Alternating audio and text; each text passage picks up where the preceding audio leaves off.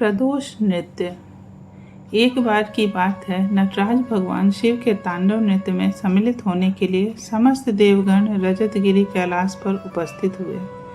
जगत जननी आद्या माँ श्री गौरी जी वहाँ दिव्य रत्न सिंहासन पर आसीन होकर अपनी अध्यक्षता में तांडव का आयोजन कराने के लिए उपस्थित थीं।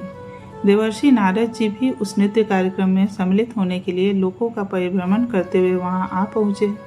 थोड़ी देर में भगवान शिव ने भाव विभोर होकर तांडव नृत्य प्रारंभ कर दिया। समस्त देवतागण और देवियां भी उस नृत्य में सहयोगी बनकर विभिन्न प्रकार के वाद्य बजाने लगे।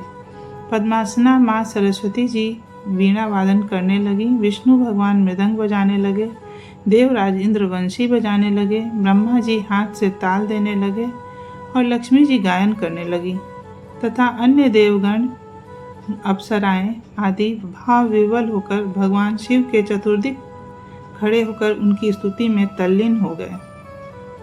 भगवान शिव ने उस प्रदोष काल में उन समस्त दिव्य विभूतियों के समक्ष अत्यंत अद्भुत लोक विस्मयकारी तांडव नृत्य का प्रदर्शन किया। सभी ने भूत वाहन भगवान शंकर जी के उस नृत्य की बुरी बुरी सराहना की। परमाद्या माँ भगवती तो उन पर अत्यंत ही प्रसन्न हो उठी।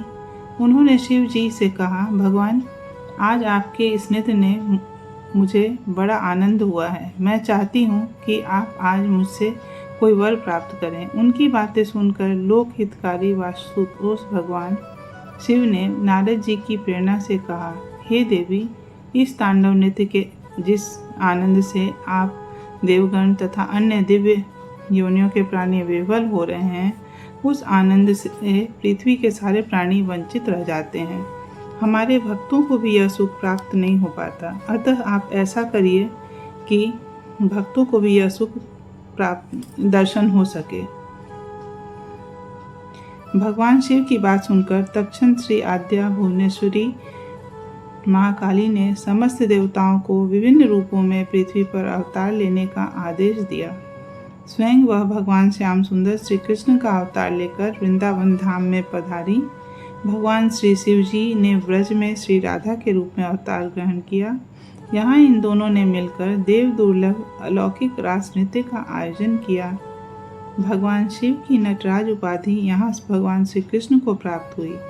पृथ्वी के चराचर प्राणी इस रास के अवलोकन से आनंद विभोर उठे। भगवान शिव की इच्छा पूरी हुई। बोलो नटराज भगवान की जय।